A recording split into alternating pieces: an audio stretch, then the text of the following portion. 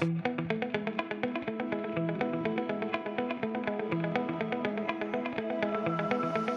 suis Paulo Gomes, je suis bissau-guinéen et citoyen de l'Afrique. J'ai eu un parcours de public, secteur privé et aussi multilatéral pour avoir travaillé dans le système de Bretton Woods.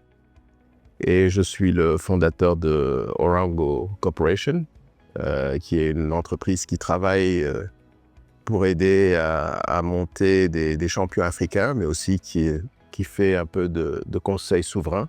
Ces dernières années, j'ai beaucoup travaillé pour monter des institutions qui sont panafricaines dans leur nature.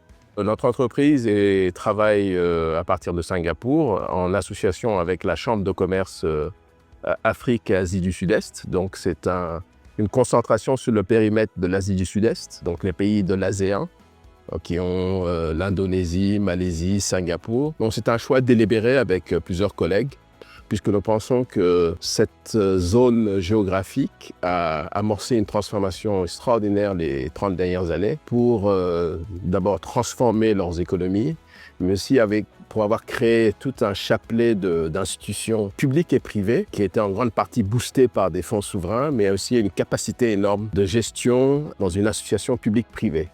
Et je pense que nous avons énormément à apprendre aussi avec ces pays. Nous avons beaucoup suivi comment ils ont fait une certaine politique d'ingénierie sociale en parallèle à leur stratégie économique de transformation de leur pays. Donc les pays ASEAN ont tout fait pour se placer dans un contexte géopolitique très décomplexé, en ayant des relations commerciales très fortes avec la Chine, mais aussi avec le Japon et les États-Unis. Ils se sont préoccupés de créer un marché en faisant venir une expertise et le capital. Donc ils ont un État très intelligent sur ce point-là. Ils sont constamment en train de chercher le capital et de faire venir des institutions qui vont leur apporter ce capital. Cette phase de passer rapidement de la théorie vers la mise en œuvre de ces politiques publiques d'une façon intelligente, ils l'ont fait avec une constance pendant une trentaine d'années, en créant des capacités importantes au niveau de l'administration et aussi lutte contre la corruption. Si vous voyez un pays comme Singapour, c'est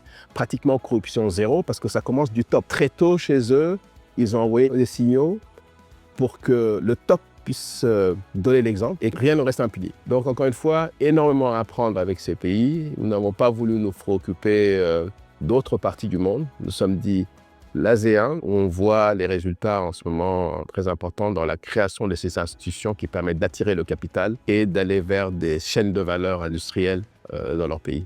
Alors le partenariat entre les pays d'ASEAN et ces pays africains a été fortement influencé par leurs relations avec les pays anglophones, mais nous avons énormément travaillé ces dernières années pour apporter les pays lusophones et les pays francophones dans la relation. Notre chambre de commerce que nous avons à Singapour, il y a des compagnies qui viennent de ces différents horizons, mais il faut faire plus. Il y a de progrès dans tout ce qui est l'agroalimentaire avec les Wilmar, Olam et d'autres groupes de cette zone.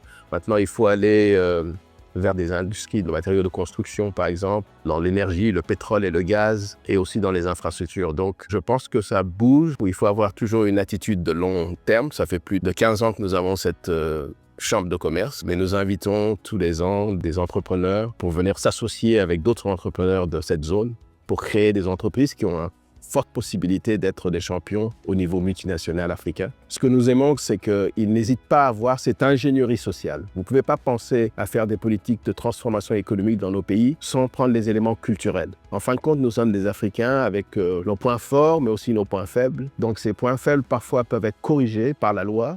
Je pense qu'on a de la place pour des événements dans lesquels on se poserait les questions sur les aspects négatifs, nos attitudes africaines et les questions de mindset qui posent problème parfois dans la mise en œuvre de nos politiques publiques.